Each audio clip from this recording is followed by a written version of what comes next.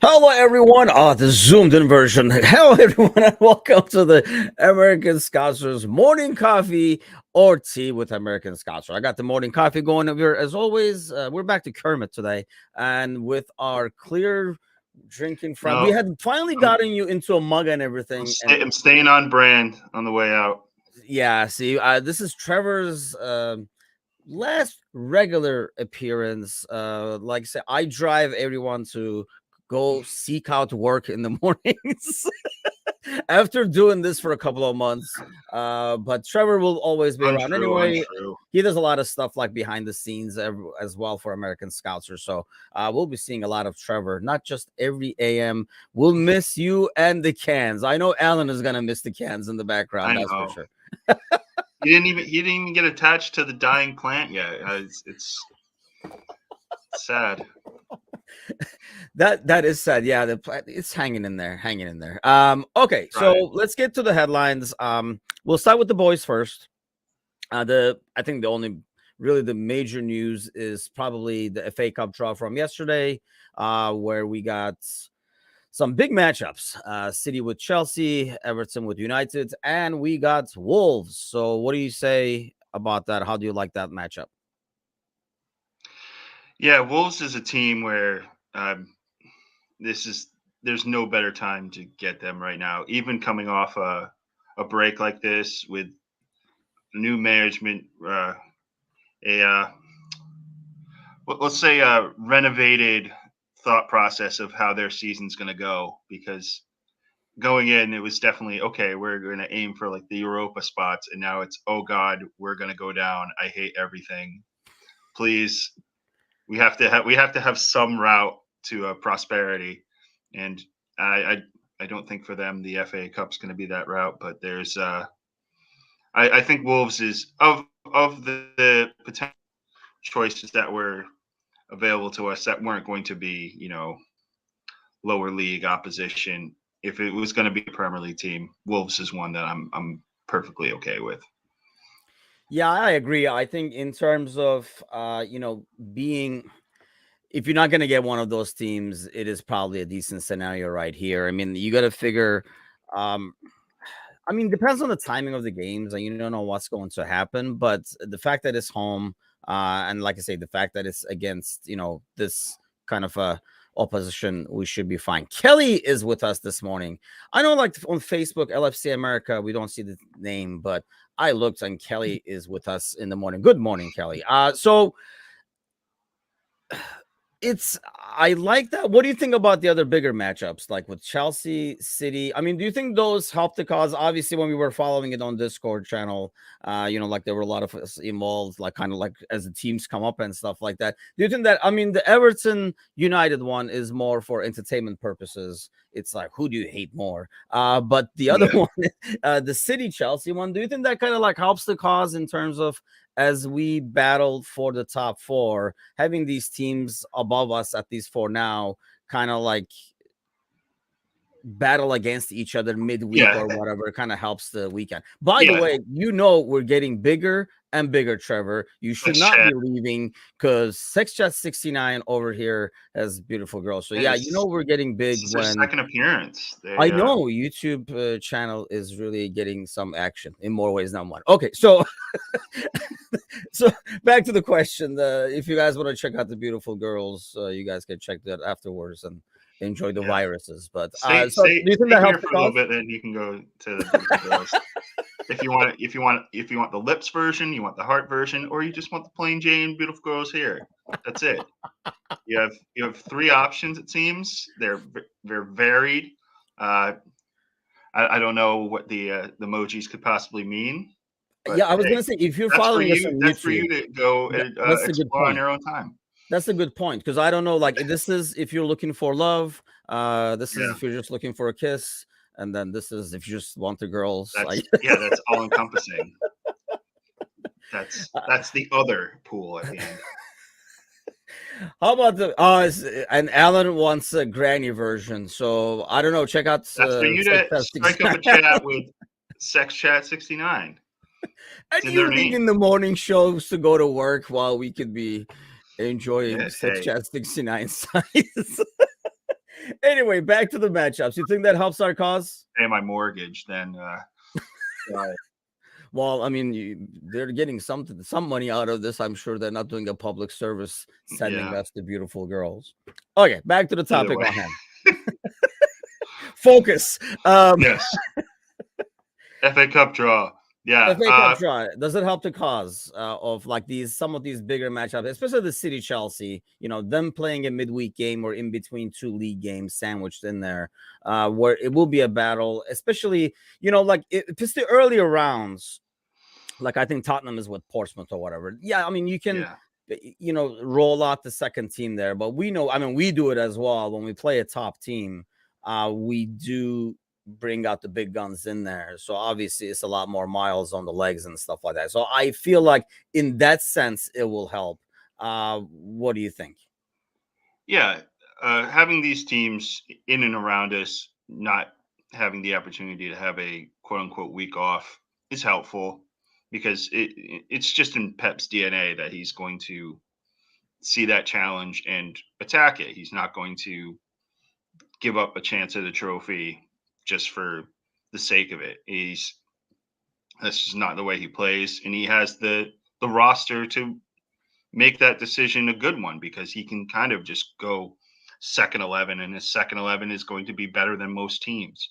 Maybe not better than Chelsea's starting 11 in this particular instance, but who knows what they're coming back with. They're coming back with some kind of really defeated people, so to speak. So we'll see how that goes. The only other one that I saw from the draw, other than United Everton, and that's kind of more of a lulls who can race to the bottom on that one.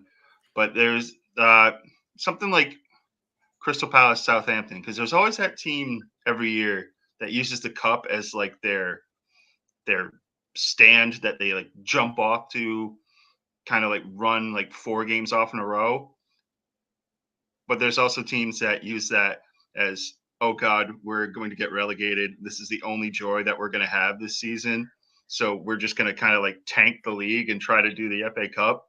And both those teams are kind of like, Southampton's obviously in worse shape, but like Crystal Palace is like a couple bad weeks away from being in that same boat Yeah. where they. So seeing which teams go what route there, I think could be interesting as well. Yeah, that's a good point because I know a FA Cup, especially for those teams, sometimes means a lot more because it is a chance. It's their probably only realistic chance at silverware, let's say. So Yeah. for them to go at it, it does make a bit more sense. I agree. Back to headlines. Okay, so let's talk about this. The pitch protester released without charge. We were talking about this on the podcast as well. Yeah. If this guy, and I'm sure they're like, we'll actually even give you a ride. First of all, without charge makes no sense because usually there's some kind of a charge because Yeah. otherwise they could be like 10 people running onto the pitch in one of the games today. And I know Qatar is like, God damn it, the world is watching us. Otherwise, we could probably like just kill this guy right now. My thing was when I saw it, if this guy went missing, which he still could, it could be anybody from the Russians to Iran to people in Qatar, because he basically was supporting any and every cause, causing everybody to be mad at him. Are you shocked that he's just released without charge? Or this is Qatar, basically, this is Qatar's PR saying like, see, we're not that bad. We even let this guy go.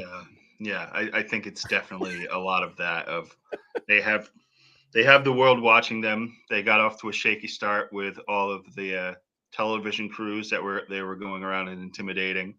So now they have this guy that came in, and pitch invaders. You should at least get trespassing, regardless of the message that you're sending, because what you're doing is dumb and running on the field. And even if it's you're making it a cornucopia of fantastic messages with the pride flag, the Save Ukraine, all the things on his shirt and his shorts and all of that stuff. Great messages, kind of crummy execution. In my mind, I just don't like pitch invaders. But the I think they're hoping that there's street justice that takes care of him, and yes, is definitely the PR machine going. Well, yeah, look at this guy came in and he together some free speech protests, and he was able to get his message across, and we didn't do anything to him. We just gave him off with a warning, and then yeah, you just find him in a gutter in like 2 days, and he's cut to ribbons, and you're like, oh, I guess that all these he went to a bad neighborhood, or and yeah, just blame it on On something. the way back, he must have gotten lost or something. Yeah, Yeah, I'm amazed. Like they didn't like do like even like like a press conference and be like, my guy, like just like so yeah, many good causes. Yeah, there was like all kinds of causes being pushed over there. The only one I didn't get is the Superman. I don't know if he's trying to bring Superman back. So that's the only part that didn't make yeah. sense out of that. I think I think he just bought a shirt at Walmart, And then and that was one on clearance. He was trying to work on a budget, and he got the screen printing kit, and just yeah, because wouldn't have just a regular shirt probably been cheaper. But hey, if the Superman ones you can get for $1 instead of 250, let it rip, dude. yeah, because it's like it's like the message is a subtitle instead. But I don't know. I didn't know if there was some kind of a symbolism. If anybody was listening live Yeah, right now, like I don't know. I'm not Sex into Chat my 69 Superman knows about lore. that. Kelly says Qatar's priorities are so whack, and yeah, I mean they are. And I know, like I say, like to them, they're like, God damn it, now what are we gonna do? Because I'm sure they know. I mean, if this happens like next month, we'll never hear Yeah, from this guy ever again. But now they know everybody is watching, and they almost probably see that like it's a test, and so they have to act accordingly. By the way, Alan, I don't even freaking want to hear it. Alan says freaking weather's supposed to be 80 today. Yes, I agree with the message. I approve Trevor's message of the middle finger because I just let the dogs out, and yeah, who let the dogs out? I have to And it was defrost my car for like half an hour. yeah, it's pretty rough out there. I guess we should be at the same time for Chicago levels. Kelly can attest to this. It's not as bad as it could be. So maybe we should be semi happy with what we got so far because it's not as brutal as Yeah. a Thanksgiving week. At least there's no snow. I probably just jinxed it. By the time the show is over, there'll probably be flurries out there, but we'll go with that. Commentator's So curse. yesterday's games, let's touch up on that real quick. The morning ones, the earlier games were the ones that were like competitive and exciting. And I know I don't want to be that guy that's like, oh, there were goals, so they were good kind of thing. But the Brazil Switzerland game, I kind of expected more out of Switzerland. It was a matter of more, is Brazil going to score? Are they going to be able to open it up and stuff? And then obviously Portugal, Uruguay, which Uruguay again seems too like out of ideas. You look at the people they have available, it's just like not being able to like you look at the squad and you feel this like this is going to be a solid team. Like look at Valverde, like Nunez, Cavani, and they just don't have. I mean, they haven't scored a goal yet, have they, in the tournament? No, and it was something that was very surprising to me. The South Korea game, you're like in the hold on, what am I trying to say? It was two different reasons why they didn't score. The Portugal game, it was just I think they were just inept instead of it being a tactical reasoning for why they were held off the scoreboard.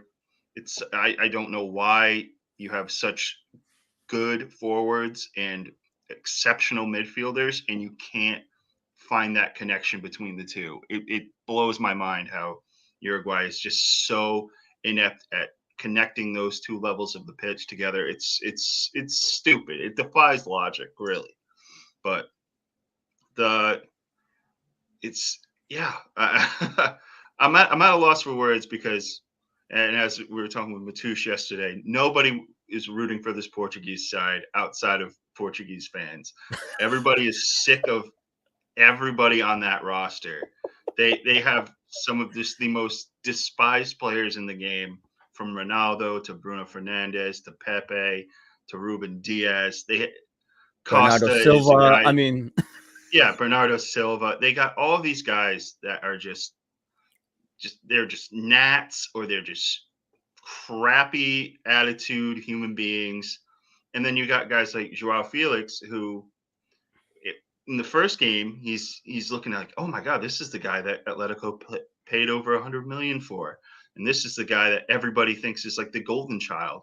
And in this one, he was just Cristiano Ronaldo's ball boy. Like every time he get into good space, he just have his head on a swivel because Ronaldo would just be sitting there with his arm up. I'm like, dude, you have three people on you. Let the kid try to do something so you can, I don't know, slowly saunter away from the people that are guarding you, instead of just sitting there and having a fucking hissy fit every time you don't get the ball within 1 second of somebody else touching it. yeah, it's Portugal. And okay, we're gonna get to the broadcasting too, because I want to talk to you about this. Let's get to some of the comments. Kelly says, on a walk with the dog with no gloves, heat wave in late November here in Chicago. And it's funny, I realized this afterwards, because I mean, being from Turkey originally, and like used to Mediterranean weather in Istanbul and stuff, more mild. I mean, our cold is. I remember, like, the last time we went home, it was snowing when we were there with Angie, and my mom is like, make sure you guys like wear jackets and stuff like that. And we're like, it's kind of nice actually, because it was, like what we consider a heat wave in November with Kelly over here. But I mean, you kind of get used to. I remember when I first came here as a student, they were like, oh, never mind. Though, it's the Matush is the one with the walk, not Kelly. I don't know. Look, Matush up early in the morning 2 times in 1 week is a shocker. But I remember when I first got here for like college, they're telling me in the dorms, are like, hey, it gets really cold. Like, did you bring jackets and stuff? And I was like, yeah, I mean, I brought like some sweaters and stuff. They're like, oh, it gets really cold. And it'll be like, like 10 and 20 and stuff like that, like regularly. And then we'll just go to like the zeros. And I was like, yeah, that's fine. I mean, this summer gets cold occasionally. You get days that it was like 5, 10, 15 or whatever. And then I go back and to my room after that conversation, and I'm like, I wonder if these guys are talking like Fahrenheit or something. Probably not, right? Because I don't even know how it converts then, because I'm new here. I'm a Celsius guy. Yeah. I remember like putting it on the calculator, and it came up as like negative 18 or some shit, like in Celsius. And I run back to the room and I'm like, hey, you guys are not freaking, you guys are talking Celsius, right? And they're like, what's Celsius? I'm like, mother. And yeah, so I think you over time get used to this ridiculous cold, because I've been here like over 25 years now.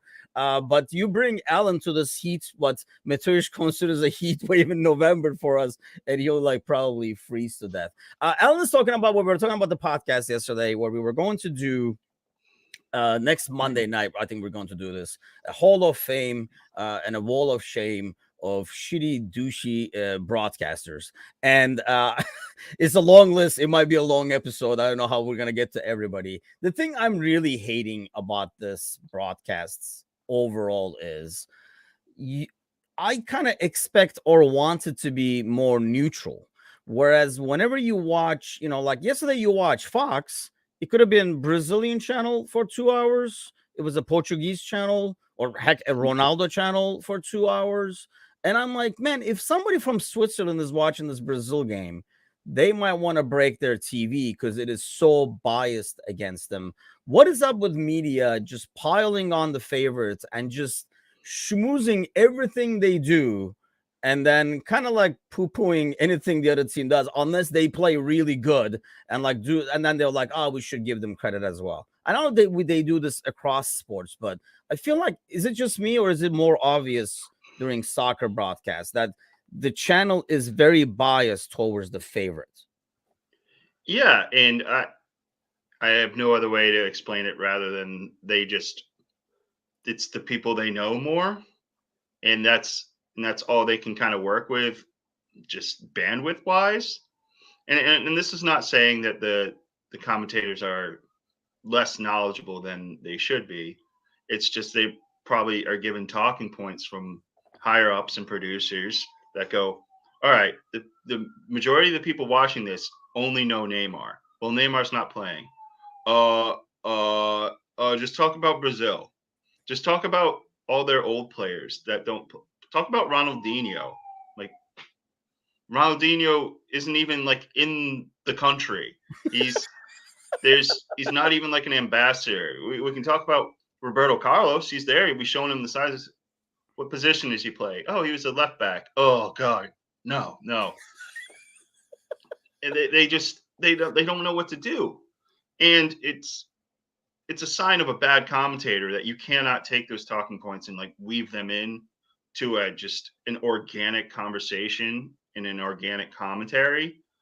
They're just giving these things which, as you guys talked about, the morning commentators on these broadcasts on FS1 are great because they don't really seem to have that leash. It's just going, hey, you have two teams that degenerates like me are up at 5 o'clock Eastern to watch. They're here for the game, so just talk about the game. And if things happen tactically that you see, kind of bring it out and just talk to people like they're human beings. Yes, I understand it's a World Cup and there's going to be some dumbing down for a wider audience. That comes with the territory. That comes with anything. Super Bowl, World Series, NBA Finals, anything you're playing to a wider audience, you're going to have to dumb it down. That's fine. I don't yell at that anymore because it's something that just comes with the territory. But this is, like you said, there's just such a unnecessary bias to the people that they assume that the crowd knows. Like, oh my God, how people know this Bruno Fernandez guy? Like he scored both their goals, and I think he was probably mentioned two handfuls of times over the broadcast, where it was like, oh, Ronaldo, and there was a run of play with Portugal. I remember where they made like probably 15 to 20 passes in a row, and it was just Uruguay was looking just disheveled, and it was just beautiful football. And they cut to like Ronaldo on the bench in the middle of it, and you're like, what was the point of that? Why?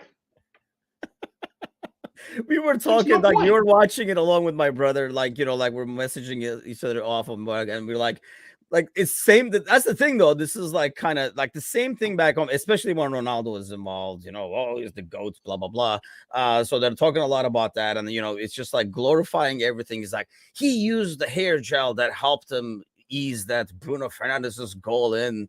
He used this organic hair gel to help that goal across. They tried to give him the goal that we didn't even touch, and literally we looked at that replay 15 times, hoping at least like a strand of hair touched it, and no, it didn't. And I think it's official now that Bruno Fernandes got that goal. But yeah, it's just like I say, I feel like, and I've had this before, where I watched the game featuring Turkey playing against like a more, I think you have a good point there, better known team, and the bias is ridiculous. Like, dude, what the hell? Like they're playing too, and like give credit where it's due. But no, so I was like, man, if I was from Switzerland yesterday watching that Brazil game, I would have like broken the TV because it was really like over the top. And I think it's probably like that. I think when I was kind of like listening for it too, because I was expecting it and did not disappoint. Let's take a quick look at today.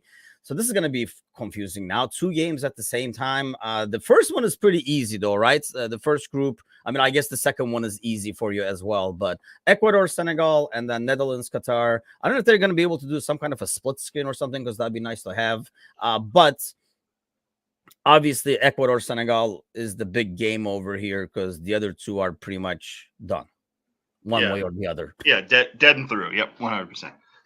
So yeah, and it's one of those games where if you're Senegal, you kind of need to just throw caution to the wind, whereas Ecuador can kind of let the game come to them and just try to play the way that they want to and not necessarily break their conventions. Uh, and it's just a matter of how much Senegal can force them to get out of that mold. And I personally don't think they can do enough, especially if Valencia is going out there super well. I'll say 80%, because he's banged up and they've kind of been taking him out in just kind of maintenance mode. Where I really think that Senegal will get to a point where they commit too many people forward, and then it's just too. Uh, It's the Brighton connection up the left. Valencia gets the ball, and the Senegal back line has just been, uh, let's just go with suspect. And Valencia, he's just, all of his chances that he's taken in this tournament have gone in the net or hit the frame. So Yeah. I have full faith that Ecuador can get through. And that's the thing. I think, having seen Valencia, I watched some games because, like I say, because Valencia plays for Fenerbahce. So if Ecuador is playing, I just watch Ecuador just to more like see more of Valencia. Same thing as like how we watch Nunez at Uruguay kind of thing. But he is used to in Ecuador just being the loner up top. I mean, that's not a role he plays for Fenerbahce because obviously Fenerbahce is usually on the upper foot and they're more attacking side, so he's part of the attacking force there. But for Ecuador, like playing against Brazil and stuff like that, he's used to being the player that's kind of like sitting back by himself up there, sitting up top, I should say, by himself and waiting for the ball to create something. And a part of me says, man, I don't want him to get hurt because he's getting more and more banged up. I want him to come back to Fenerbahce healthy. But at the same time, there are a lot of critics of him amongst Fenerbahce fans as well, because he's not really a great finisher, for example, usually, right? But he can do that. Like, he can do some things where you're like, holy cow, man, this guy is good. And then he'll do something you were like, dude, how is this guy even like in his national team and stuff? So he's kind of a guy that can go to extremes. So I do want him to succeed in that sense because I really like him as a player and a personality, as a leader on that team. And on this team as well, you can kind of tell. So I do want him to do better. Dave Leslie says game of the day should be Ecuador Senegal. I think so too. I mean, obviously for you, we're going to get to that now. The USA game is the game, which I'm sure we'll talk about the USA game more than the Ecuador Senegal game during the broadcast, but that's a different story. But yeah, I think that's the game that I'm probably most looking forward to today.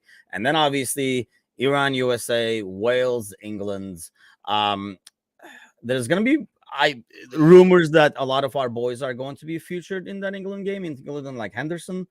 So I'm tempted to watch that, but I think, the game that really matters is Iran.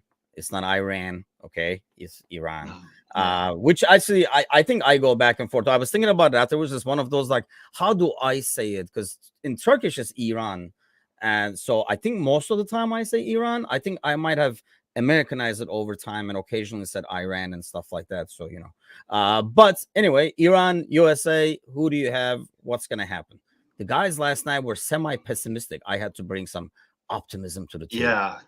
And I'm not saying that they're wrong by any means, because this is the moment that I was scared of, because USA, when it comes down to a must-win game, in my lifetime, has routinely fumbled the bag in these group stages.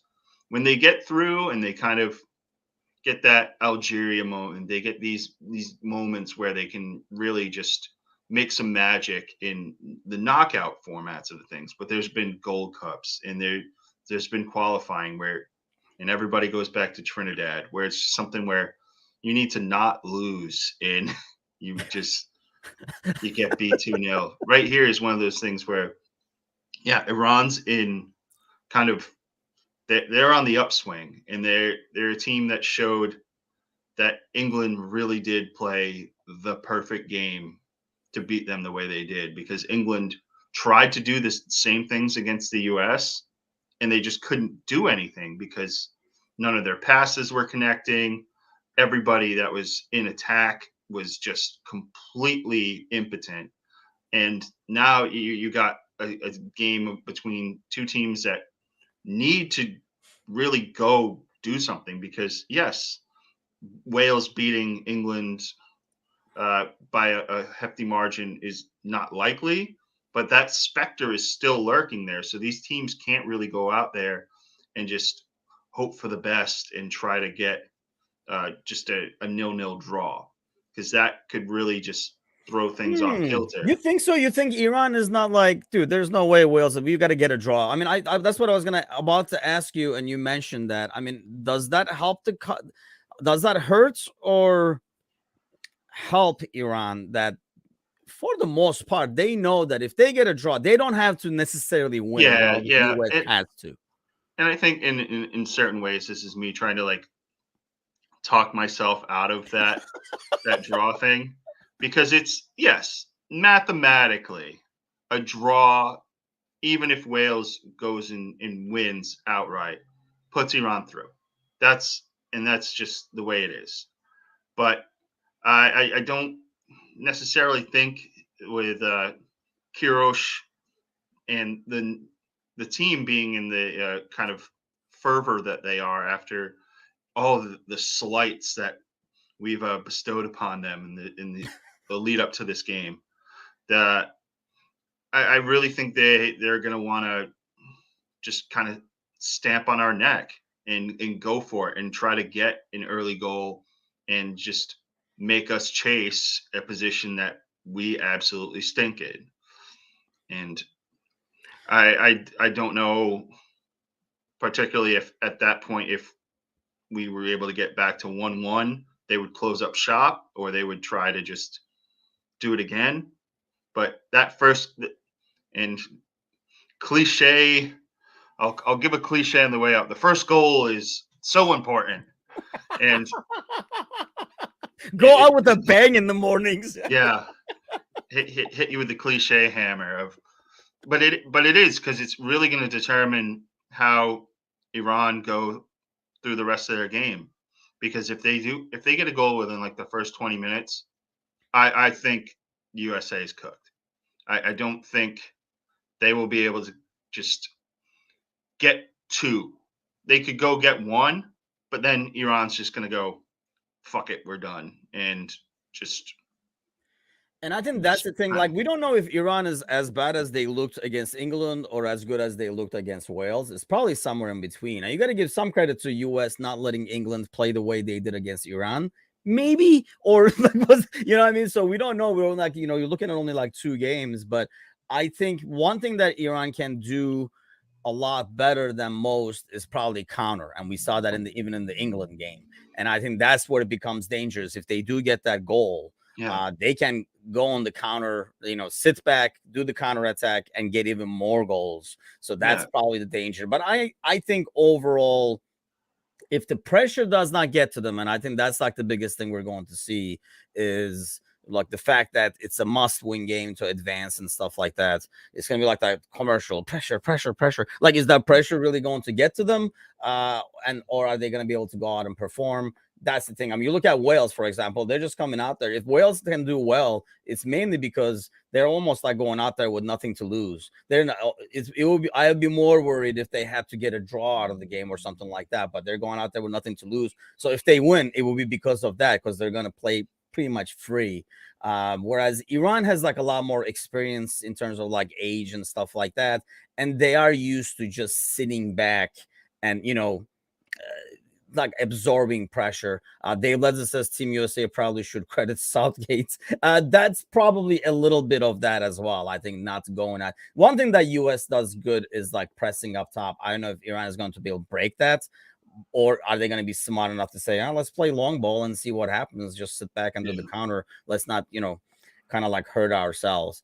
We lost Kelly off to a meeting, and now it's time for the second cup of Joe. So your score prediction for the Iran game before we go, though, so you go really out with a bang. I'm gonna go USA 1-0.